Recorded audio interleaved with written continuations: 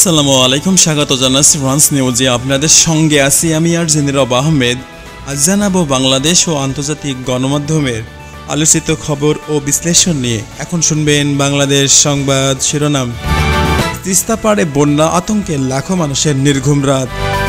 রাষ্ট্রদূত পদ থেকে মেজর জেনারেল আনিসুল হককে প্রত্যাহার। ঢাকায় রাস্তা দখল ও চুরির ঘটনায় 7 জনের কারাদণ্ড। বাংলাদেশ থেকে ব্যবসা গুটি নিচ্ছে প্রক্টর অ্যান্ড গ্যাম্বল। নাটোর ও নারায়ণগঞ্জের সড়ক দুর্ঘটনায় নিহত 4। বাংলাদেশ ব্যাংক ও IMF এর নামে ভুয়া ঋণ অ্যাপ। ক্যান্সারের চিকিৎসার খরচে নিঃস্ব বহু পরিবার। নির্বাচন কমিশনের আস্থা সংকট দূর করার আহ্বান গণমাধ্যম প্রতিনিধিদের। আবরার ও পিলখানার ইস্যুতে 7 অক্টোবর এবং 25 ফেব্রুয়ারি 2 জাতীয় দিবস ঘোষণা। তুরস্ক সফর শেষে ফিরছেন বিমান বাহিনী প্রধান। বেসরকারি শিক্ষা প্রতিষ্ঠানের প্রধান ও সহকারী শিক্ষক নিয়োগের নিষেধাজ্ঞা। মেধার ভিত্তিতে এদেশকে গড়তে চায় তারেক রহমান।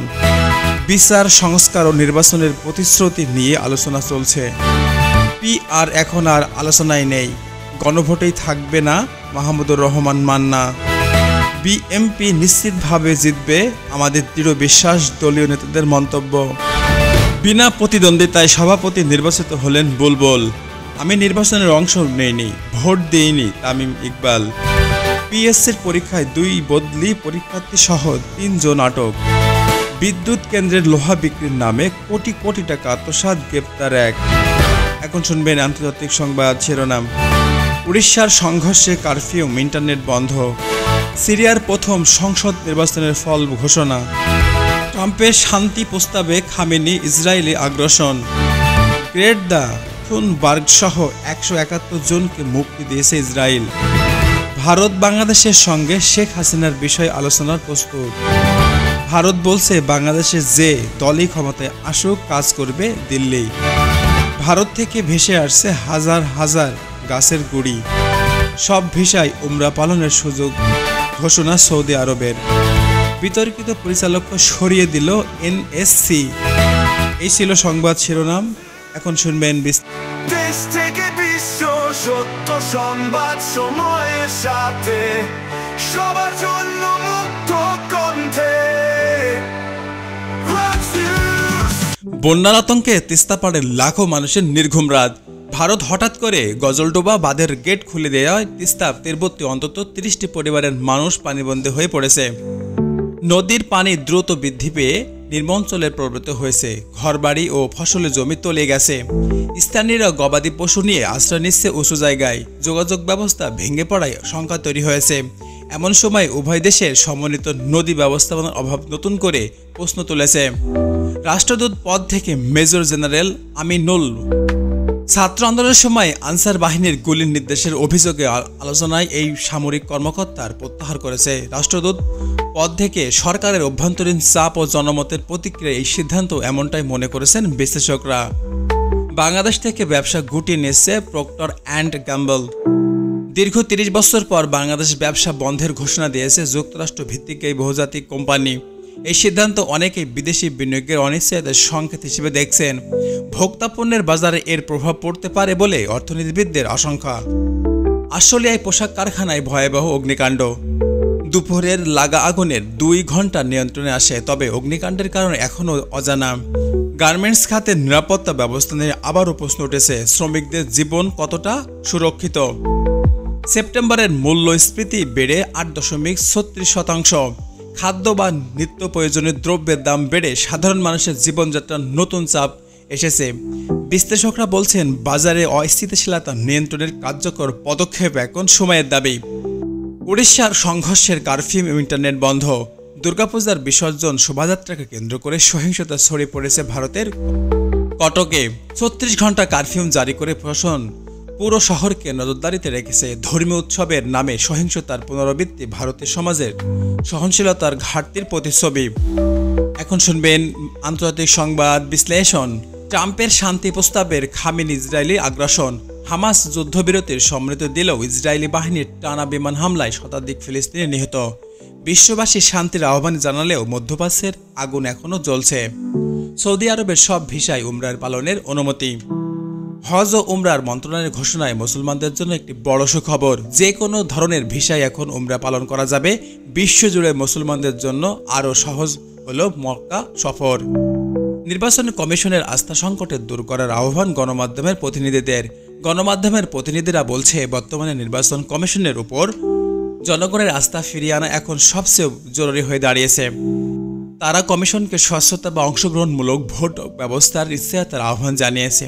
বিশ্লেষকরা মনে করছেন, বিশ্বাসযোগ্যতা নির্বাচন পারেই রাজনৈতিক আস্থা অচলাবস্থা দূর করতে, গণতন্ত্রের নতুন প্রাণ ফিরিয়ে আনতে।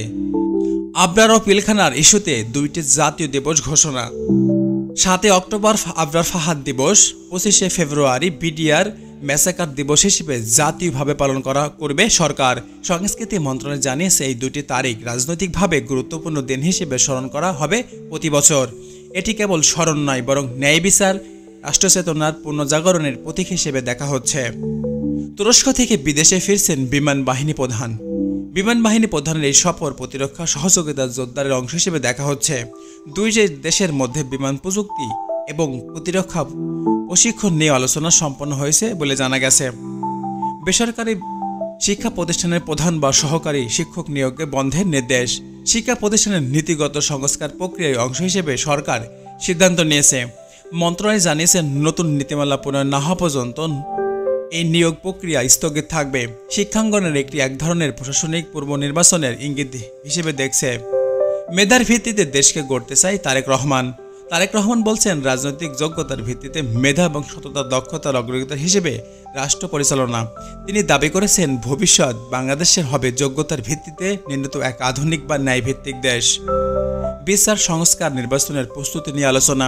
রাজনৈতিক দলের শীর্ষ নেতাদের এই বৈঠকে 3টি ইস্যু, বিচার, প্রশাসনিক সংস্কার বা নির্বাচনের প্রস্তুতি নিয়ে বিস্তারিত আলোচনা হয়েছে। বিশ্লেষকরা মনে করছেন, এটি বাংলাদেশের রাজনৈতিক পুনর্গঠনের এক নতুন অধ্যায় খুলে দিতে পারে। PR এখন আলোচনায় নেই, গণভোট থাকবে না, মাহমুদুর রহমান মান্না। জাতীয় নির্বাচনের প্রস্তাবনা বা নির্বাচনী কাঠামো নিয়ে প্রশ্ন উঠলেও মান্না জানান, কোনো গণভোট বা PR ব্যবস্থার চিন্তার এখন আমাদের নেই। তিনি বলেন, জনগণের সরাসরি অংশগ্রহণ সিদ্ধান্ত আসবে, যা গণতন্ত্রের মৌলিক রূপ হিসেবে জোরদার হচ্ছে। বিএনপি নিশ্চিতভাবে জিতবে, আমাদের দৃঢ় বিশ্বাস। বিএনপির নেতারা নির্বাচনের প্রস্তুতি জোরদার করার বার্তা দিয়েছে। দাবি, জনগণের পরিবর্তনের পক্ষে আর বিজয় নিশ্চিত। তাই রাজনৈতিক বিশ্লেষকরা সতর্ক করেছেন, শান্তিপূর্ণ নির্বাচন ছাড়াই এই বিশ্বাস টেকসই হবে না। বিনা প্রতিদ্বন্দ্বিতায় সভাপতি নির্বাচিত হলেন বুলবুল।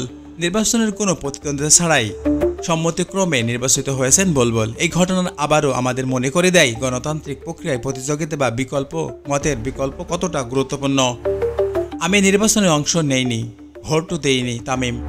বিসিবি নির্বাচনের ভোটার তালিকায় তিনি বিতর্কের মাঝে তামিমের এই বক্তব্য প্রশ্ন তুলেছে যে, তিনি জানিয়েছেন, নাম ব্যবহার করা হলেও তিনি ভোট দেননি। এর ফলে নির্বাচনের স্বচ্ছতা নিয়ে সন্দেহ আরও ঘনীভূত হচ্ছে।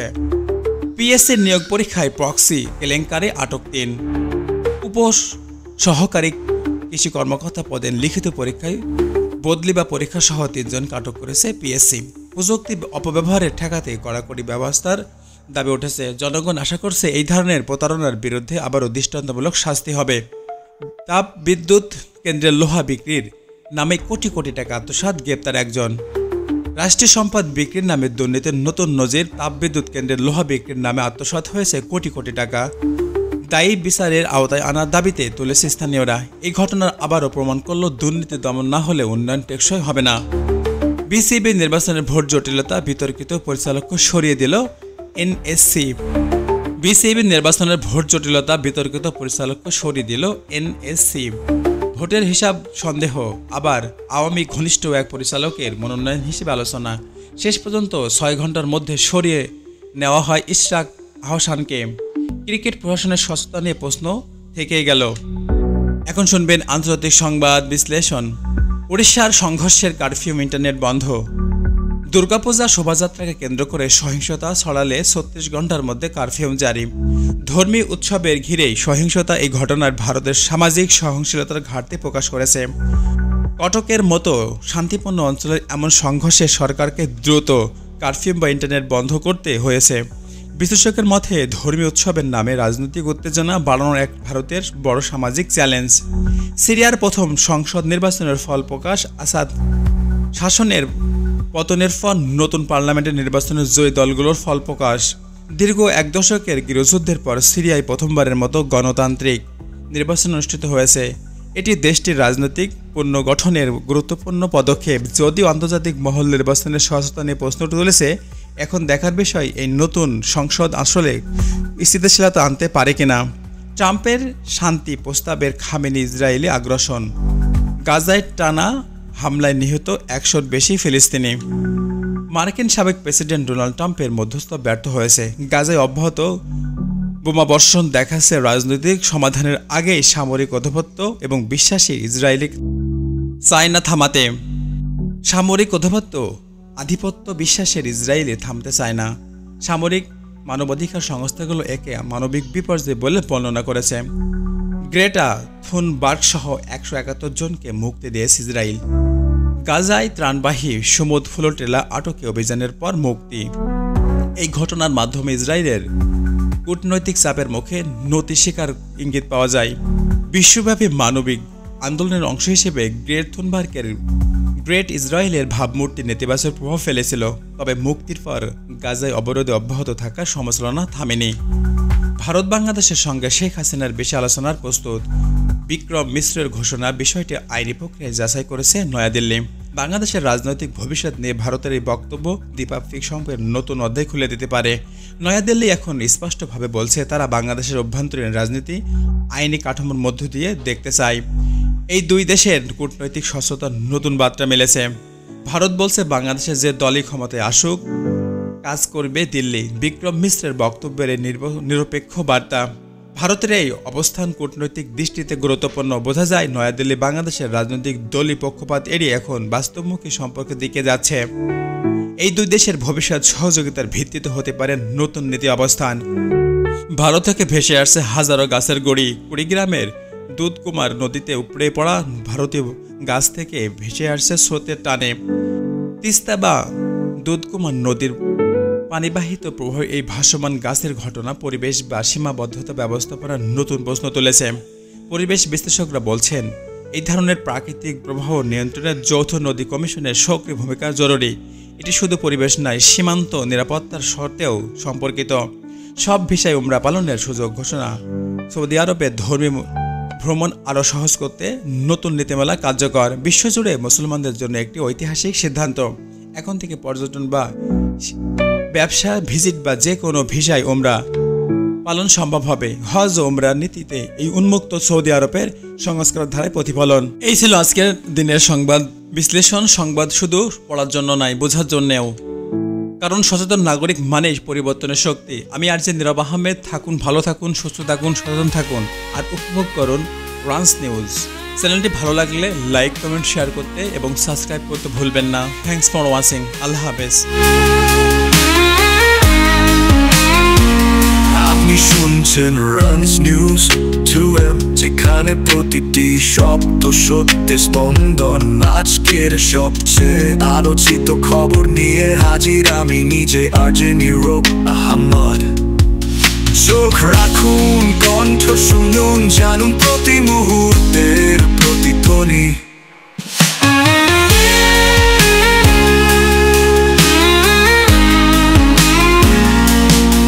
চোখ রাখুন, কণ্ঠ শুনুন, জানুন প্রতি মুহূর্তের প্রতিধ্বনি। চোখ রাখুন, কণ্ঠ শুনুন, জানুন প্রতি মুহূর্তের প্রতিধ্বনি।